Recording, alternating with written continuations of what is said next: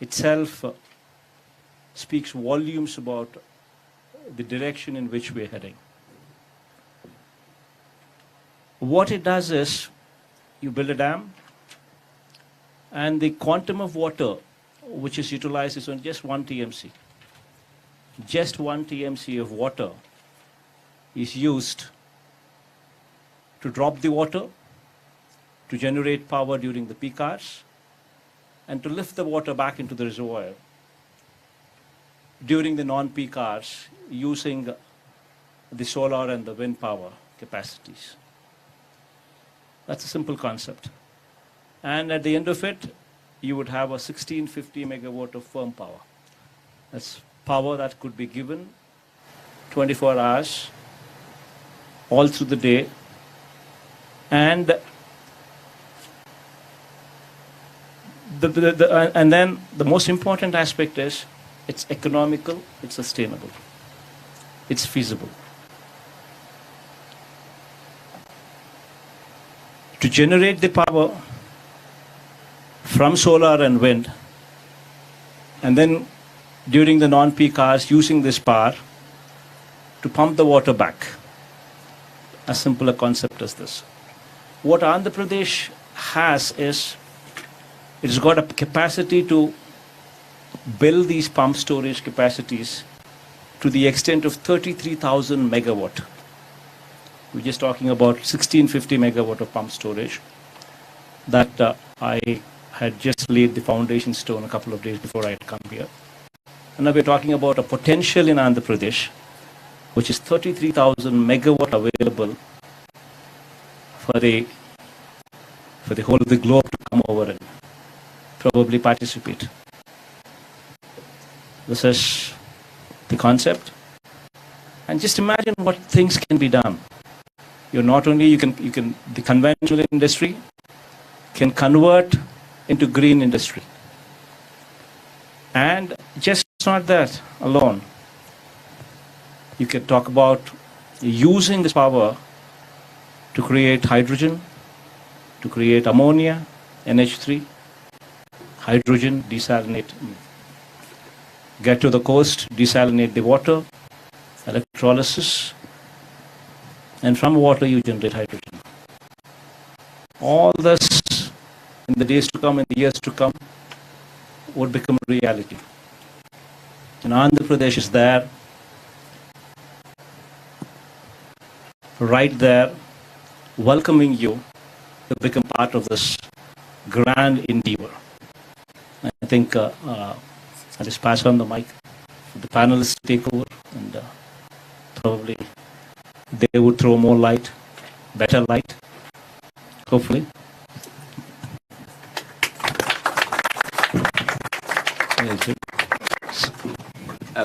Thank you very much, sir. May I just invite us all to just concentrate our minds for a moment. In 7 years, 1 month and 28 days from today, what happens? What is predicted to happen in 7 years, 1 month, 28 days from today? I shall tell you, on the current trajectory of the world's carbon emissions, that is the point at which the world is predicted to cross the 1.5 degrees threshold of global warming over pre-industrial levels. And amongst the effects of that include 1.7 billion of the world's populations being exposed to the sort of extreme heat temperatures that India has suffered over the last month. And it also is the starting point of the world losing control of the ability to manage climate change. So we don't have much time, and I really welcome the fact that we have this panel discussion to talk about what we are collectively able to do and what in particular can be done in the state of Andhra Pradesh, but also to tie it in, as you've said, sir, to the opportunity for jobs, the opportunity to build a green economy. And therefore it is something that, whilst maybe the end point could scare us if we don't act, in the meantime I think we should be super excited about what we can achieve. So if I can now move into the panel discussion, what I'm hoping to do, time may prohibit it, but what I'm hoping to do is that we can have a discussion about the decarbonisation policy journey of India generally, and take that back to the state. I might start with your good self, Avatar, to kick us off on that.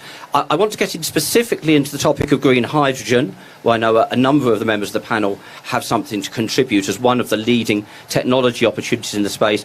And I'd quite like to round it up by talking about the policy environment that can be afforded, whether that's at a federal or a state level, in order to crowd in the investment that will really power that transition and that green jobs economy.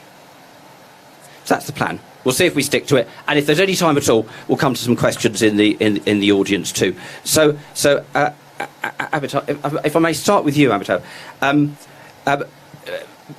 Prime Minister Modi has talked about this plan to reduce by 1 billion tonnes the carbon emissions from India by 2030. Now, I don't know what percentage that represents, but it's a huge chunk of what the world needs to do.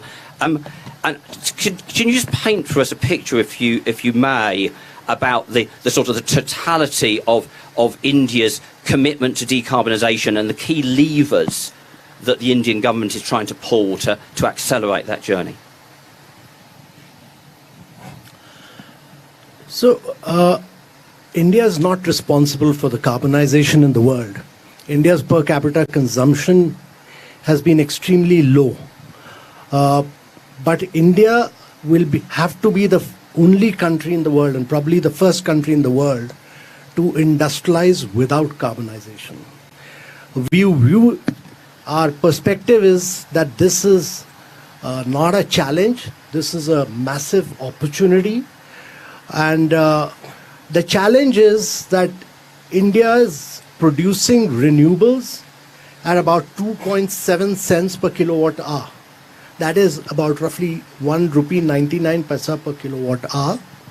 It is the only country in the world which has met its NDC targets, which were committed at COP21. None of the G20 countries achieved it other than India. The challenge is that India must bring down the cost of renewable from 2.7 cents per kilowatt hour to almost its half, that is 1.35 cents per kilowatt hour. Then crack water, produce green hydrogen, and become the center of the world for green hydrogen. The cost of green hydrogen is roughly around $4 to $4.25 per kilogram. Our challenge is to bring it down to about roughly $2.25 to $2.5 per kilogram by 2025, and bring it down to $1 per kilogram by 2030. This would mean that you keep enhancing your renewables to massive scales at lower prices, because in the cost of green hydrogen, 70% is renewable, 10% is the cost of electrolyzer, 20% is the balance of plant. Therefore, if you keep doing renewables, you will end up with the duck curve, which is what California faced. Its power grid could not manage so much of renewables. So you have to do 24/7 green power. And the best methodology for that is that what the Honorable Chief Minister in his very dynamic fashion said, that you have wind, you have solar, you have pump storage, and then use that to crack and produce green hydrogen, which will be the cheapest form of green hydrogen. Now what Andhra has done, 1650 megawatt of pump storage with solar and wind, is the biggest of its kind in the world. And if Andhra is able to do this to 23,000 megawatt, that means that India will become the center of decarbonization in the world. And that is what Andhra holds a model for the rest of the world in terms of decarbonizing your economy. Decarbonization cannot happen with just electric mobility. it cannot happen unless and until we understand that electricity is just 18% of energy. 82% of energy is hard to abate sectors. It's refinery, it's steel plants, it's fertilizer, it's long distance transport. They cannot run on electricity. If it's renewable energy, they can't run on electricity. They run on, grey hydrogen, or they run on fossil fuels, or they run on coal. So you have to make 82% of your energy, which is hard to abate sector, green. And the hard to abate sector can only be made green with green hydrogen. And that is the challenge before the world. Well, what has the International Shipping Organization said? 50% of shipping must go green. What has Japan said? I'm going to be the biggest importer of ammonia. What has Europe said? That we'll put border taxes by 2026. So whether we like it or not, fertilizer will have to go the ammonia route. Steel will have to go the green route. Shipping will have to go the green route. What is the answer to that in the world? That's green hydrogen. And that is where Andhra has taken the leadership under the leadership of the Honorable Chief Minister. And that is what a lesson for the rest of the Indian states and for the rest of the world. And that is how you decarbonize your economy and decarbonize the world. Amitabh, well said, very powerfully said, and I completely agree. This is on behalf not just of the state and India, but for the world, because that green hydrogen economy is a critical part of it, and we'll circle back to that. But you just described steel as one of the hard-to-abate sectors, so it's rather fortunate that we have a spokesperson for the world's most successful steel as well as mining industry. Aditya, can I understand, first of all, do you want to just give us what's the pathway that specifically ArcelorMittal is taking in terms of decarbonisation? And you must be running lots and lots of different initiatives. Maybe you can tease out the one or two that you think are the most promising in terms of driving that transition. Sure, thank you. Good afternoon, everyone. Thank you to the Honourable Chief Minister here for having us. Thank you, Amitabh, for all your comments and your passion. It's clearly infectious. So maybe I'll start with the bad news. Amitabh alluded to it, but steel is responsible for 8% of global CO2 emissions. So it's massive. I mean, 8% is huge, right? We're not talking about 1 or 2, but 8% of global emissions. The not so bad news, and I'm not at all biased, steel is still a wonderful material because it is infinitely recyclable. There is no other material that can be recycled into perpetuity. You will never find steel in the oceans.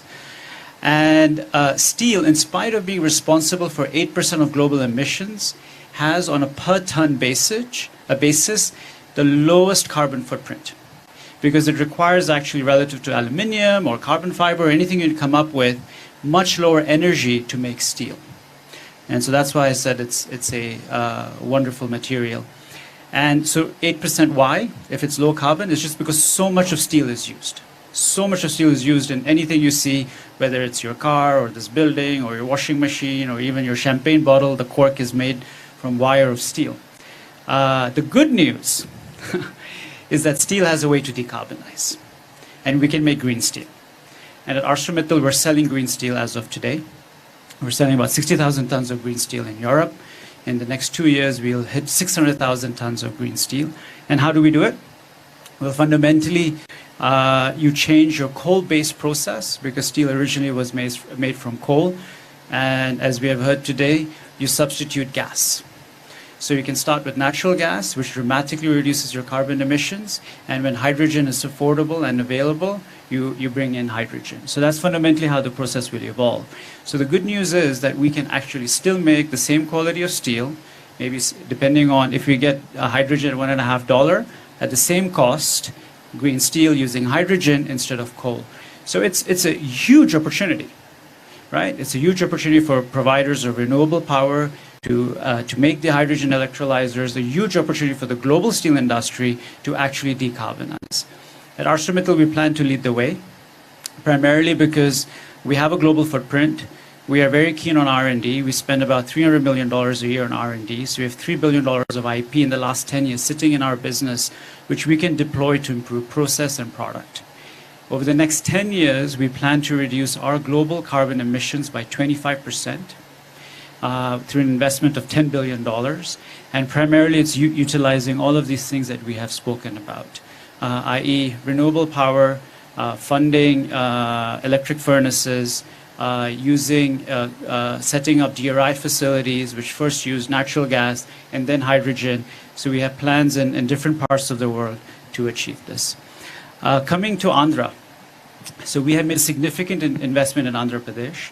We have partnered with Anil at Greenco to invest in our first global renewable project. And I think that is the key message. ArcelorMittal operates in 27 countries, and we have chosen the state of Andhra Pradesh for our first renewable project. For many reasons, I think you've heard a lot today. It's really a force in creating a friendly business environment. But I think also the vision of having direct pumped hydro storage. I had a chance to visit Kurnool, and it's very impressive what is happening down there. I think I urge all of you to visit and see really what is happening on the ground in Andhra Pradesh. And just going there, you feel the energy, the dynamism. And so our first renewable project, it's a 4,500 crore investment, $650 million, 250 megawatts of 24-hour round-the-clock power. Why is that interesting? It reduces carbon emissions in our facility in India by 1.5 million tons. What is 1.5 million tons? It's 350,000 cars off the road. Okay? So it's real direct, it's immediate impact, it's interesting for the business to do.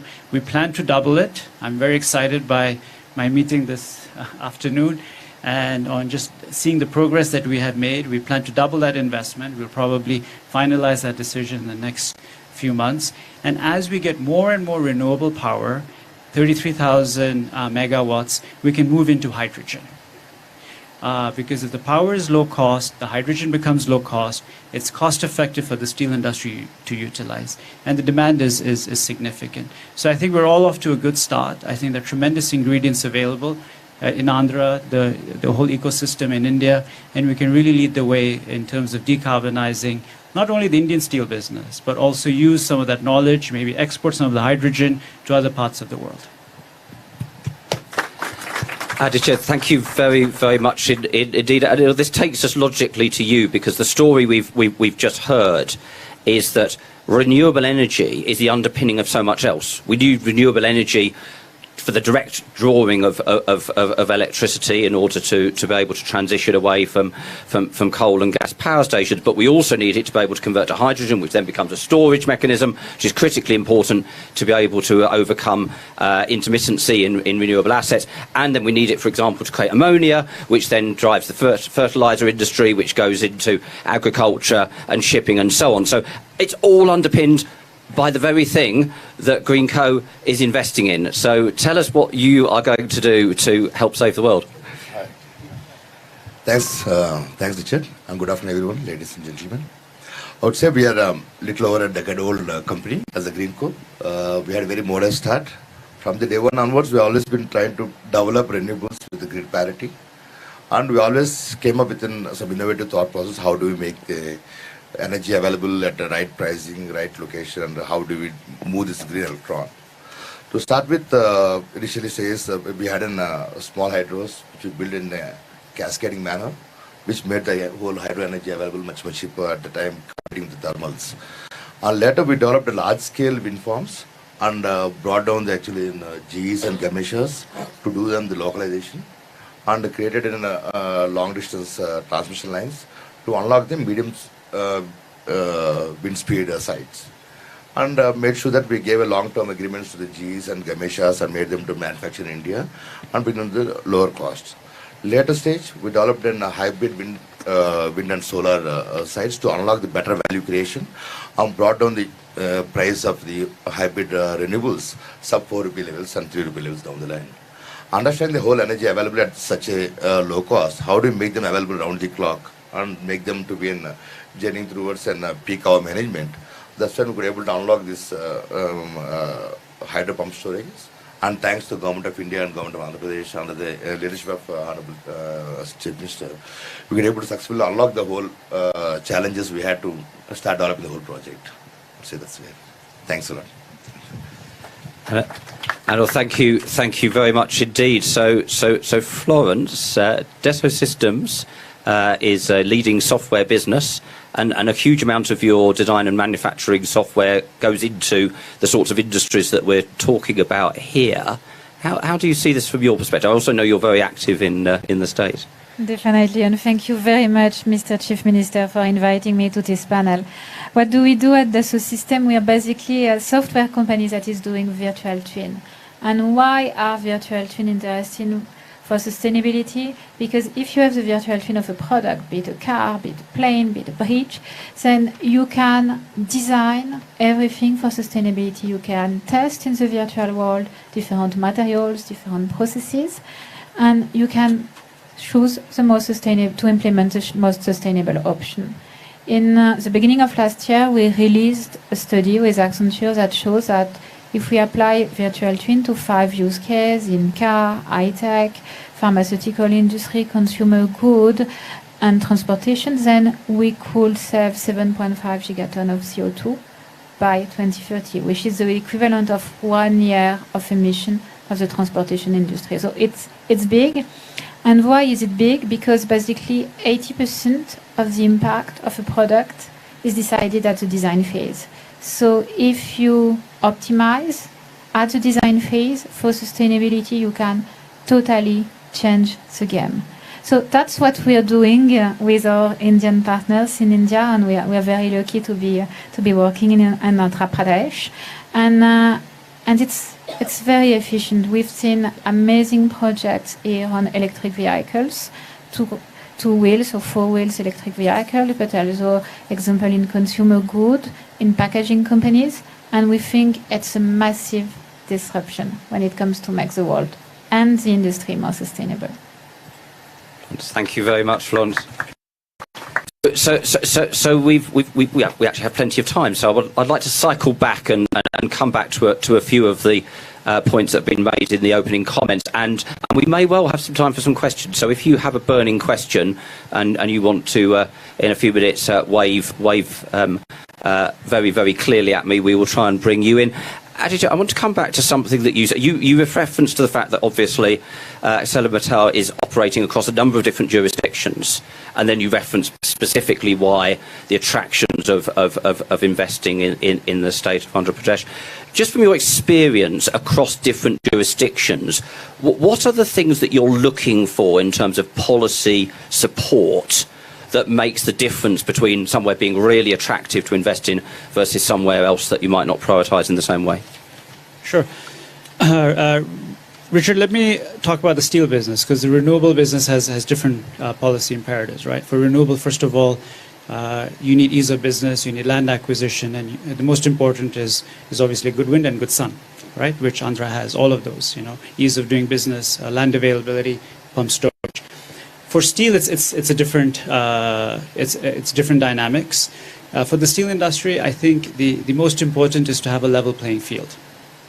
Okay, so we want to compete with other steel companies which have the same imperative to decarbonize, because fundamentally, as you decarbonize, your cost is going to rise. And how are we going to be successful in places like Europe, where they keep on adding carbon taxes if there is no carbon border adjustment? Because then what is going to happen is steel companies will not decarbonize and export their steel into Europe, and we will not be helping the environment because steel companies in Europe will shut down. So I think that's the first thing. So if India decides to put a carbon tax or create certain incentives to decarbonize, it should be done in a way that is level for all competition. The other option, if you don't create a level playing field, is to stimulate green demand, green steel demand, right? And there are many ways of doing that, through regulatory support. So does automotive need 25% of all their steel? Should it be green? When governments put out bids for infrastructure, is there a mandate that it needs to be made through green steel? So you need market forces to create the demand, because as you heard from me, we have to spend $10 billion And steel is capital intensive, steel is highly cyclical, steel is not the most profitable business in the world. Without a level playing field, without creating either regulatory support or market forces for demand, it is not obvious for the steel industry to decarbonize. I mean, these technologies are there, but it's not like these technologies were invested last year. They were there 10 years ago, 20 years ago. But fundamentally, moving away from coal to gas or to hydrogen is more expensive. And so what are the incentives or the policy framework to make that feasible? We believe that governments are acting in that direction. So we see strong policy support. And so if you look at our $10 billion investment, we have already announced $6.5 billion, excluding the renewable in Andhra.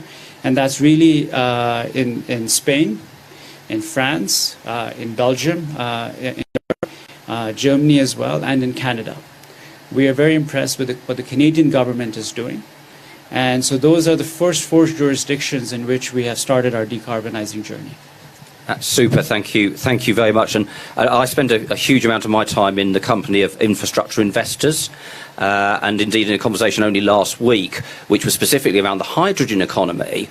The infrastructure investors were saying the challenges here are we don't have a whole market for it yet.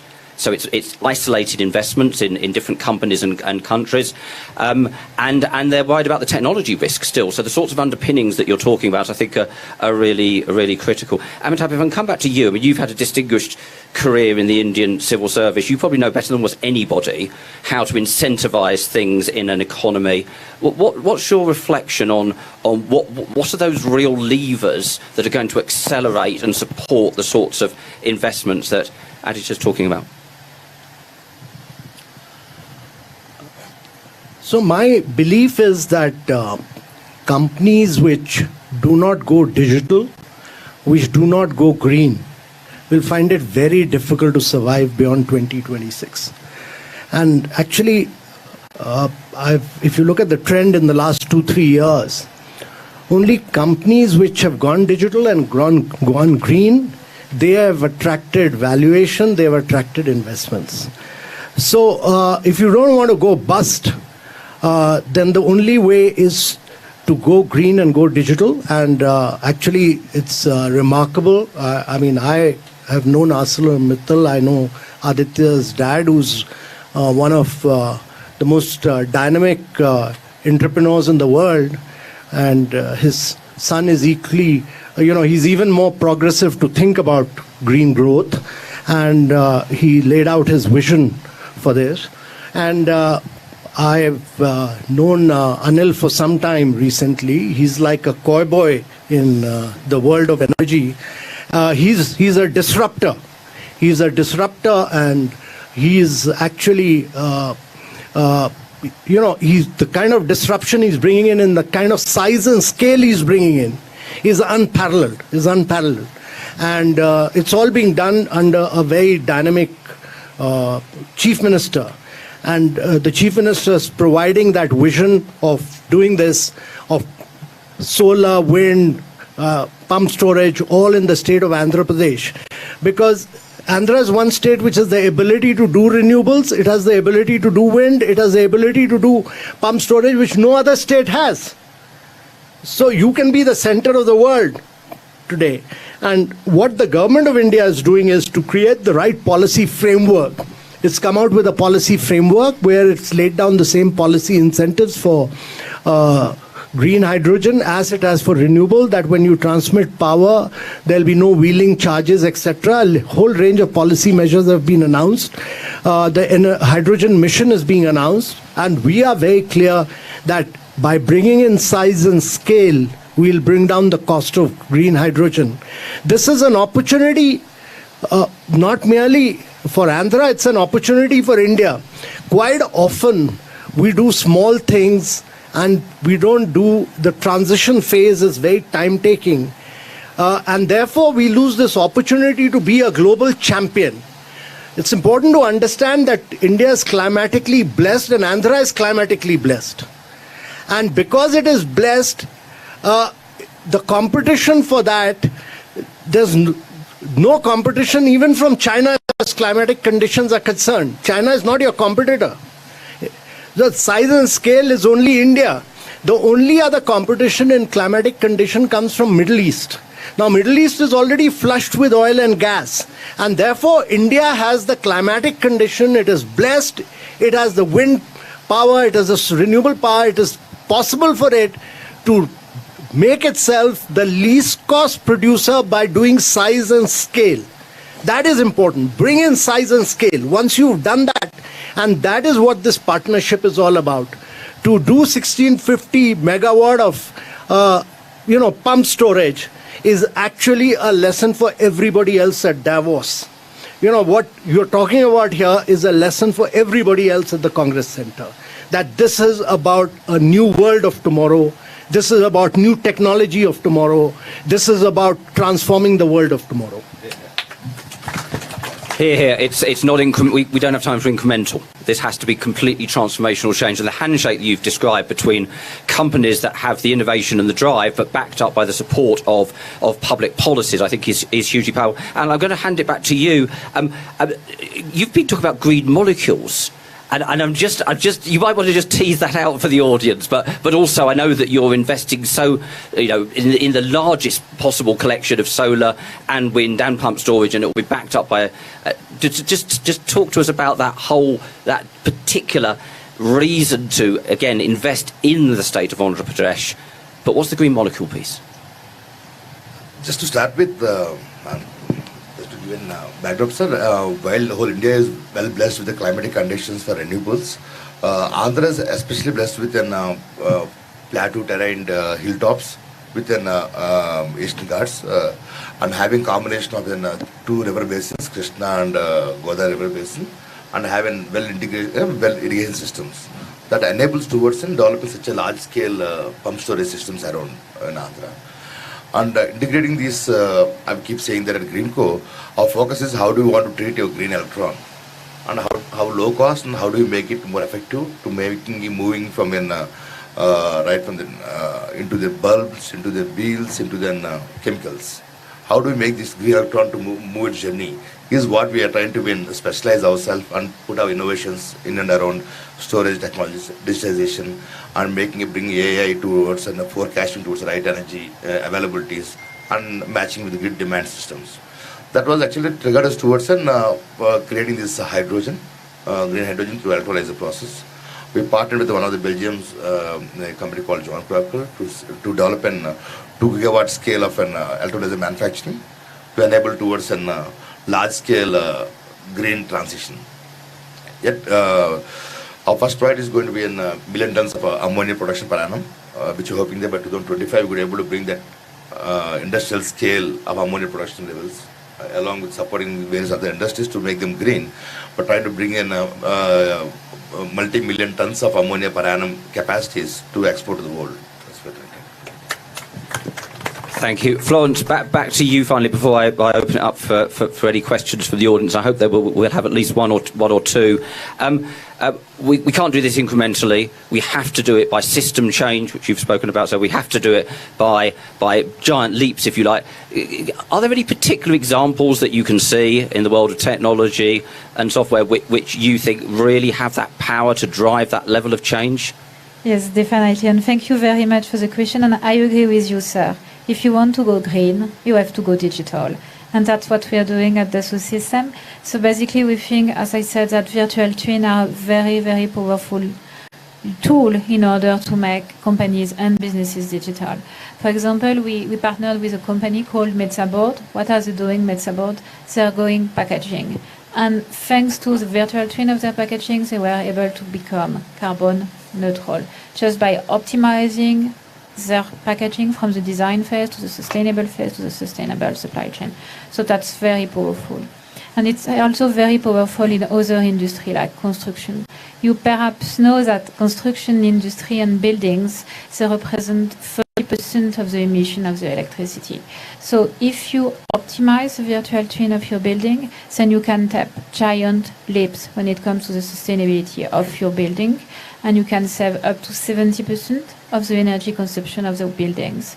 And this is also something we are doing in partnership with companies like Bouygues Construction, where they basically use virtual twin of their construction of the construction, be it a bridge or a building, to optimize everything and also optimize the way they are going to build the infrastructure with a minimum of materials, a minimum of supply chain included, so it's minimum of carbon emission at the same time.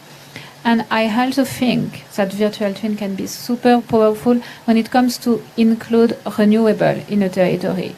Because it's not so easy to include renewable. Of course, you have solar and wind, but you also have renewable, battery stored thanks to that can be done. But you have this system to work all together.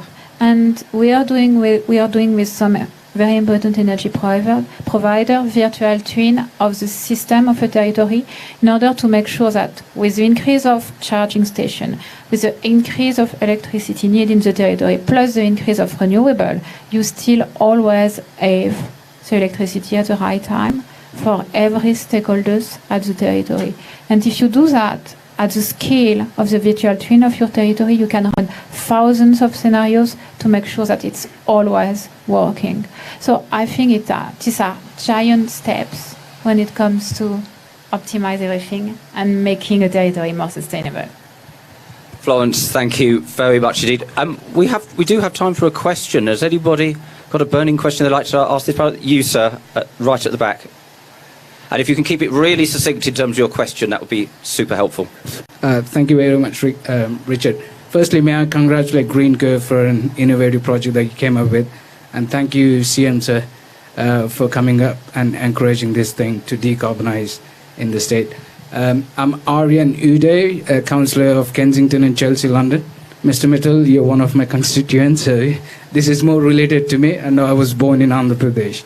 I just want to really request the government and Amitabh Ji to advise the national government not to put more carbon tax on companies that what Mr. Aditya has just raised, because that put more pressure on the companies in terms of running their finances. I sit on the London ULEZ low carbon emission zone, and we've put more taxes on cars that run on diesel vehicles.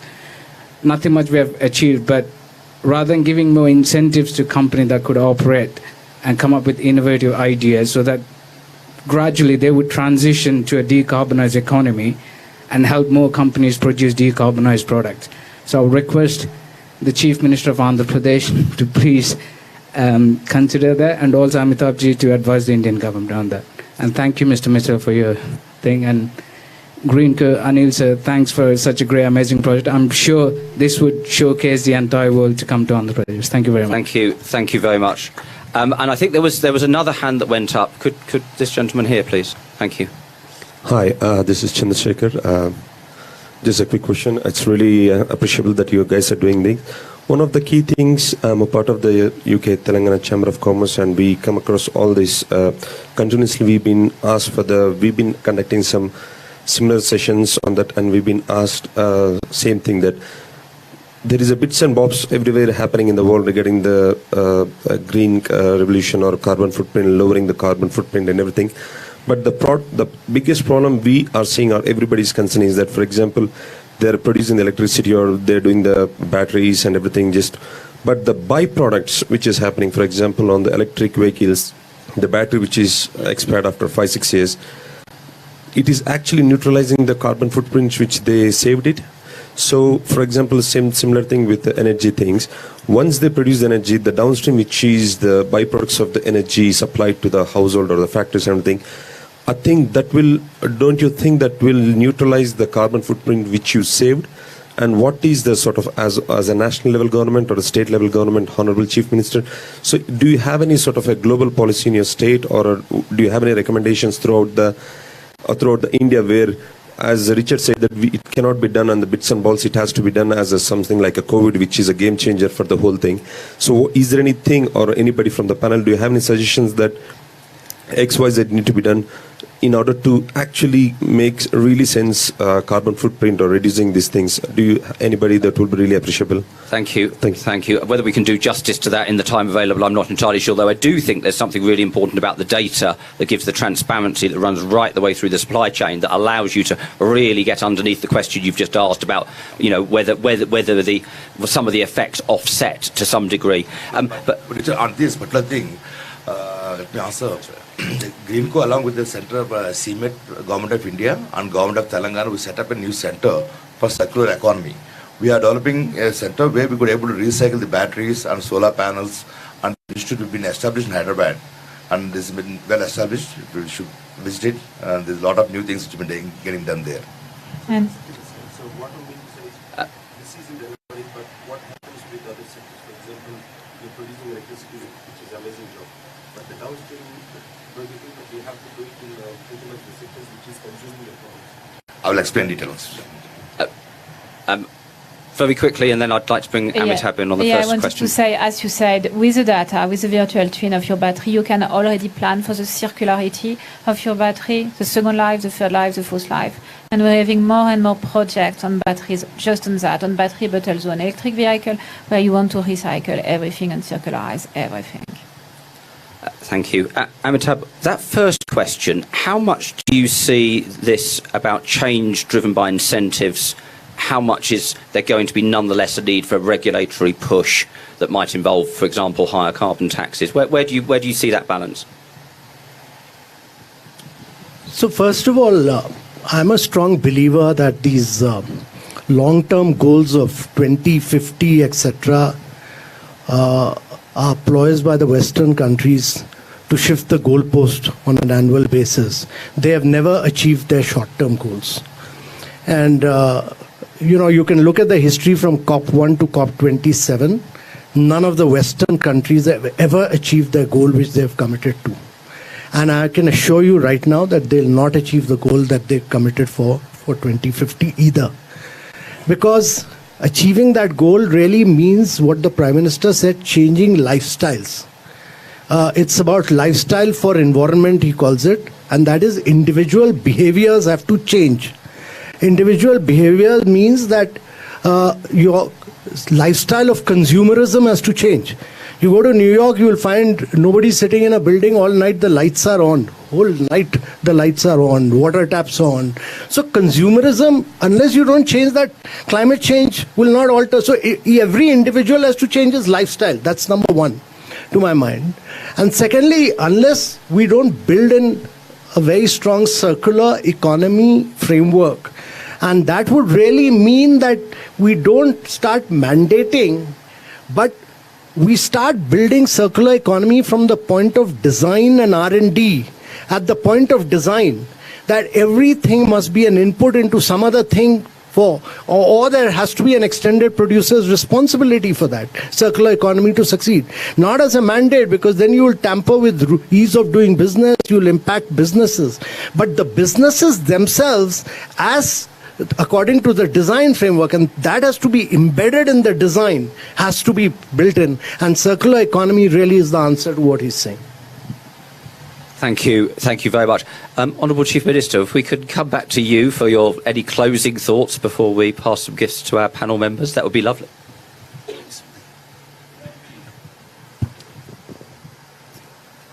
fact, the very fact that we're having a big debate on this, the very fact that we've taken a few steps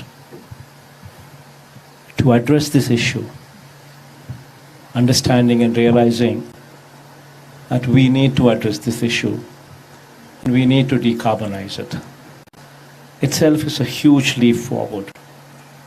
Going forward, what Andhra Pradesh is offering and what Andhra Pradesh is doing is setting a trend. One, it's showcasing a huge 5,350 megawatt integrated solar, wind and pump storage project together in one location. Itself is a huge showcase. And through this, and in this, 1650 megawatt of pump storage, Just imagine the size of the battery that we're talking about. And a battery without the ill effects of lithium or something else. Just the water to play around with. So this is something that is going to be the future for this entire globe. And Andhra Pradesh is offering a huge opportunity where we're talking about just not 1650 megawatt that is coming up, but a potential for anybody who is interested to come and join the bandwagon. We have a potential of 33,000 megawatt available. So this is the closing remarks that Andhra Pradesh is welcoming you. And anybody who's got certain passion for environment, wanting to think big, Andhra Pradesh is the state. Thank you all. Thank you, sir. So before you all rush off, the Chief Minister is going to give some thank yous to the panel members, and then if you would just stay seated long enough to allow the panel to escape the room, that would be much appreciated. Thank you. And can I just say on my own behalf a big thank you to each of our panel members as well as to you, sir. Thank you.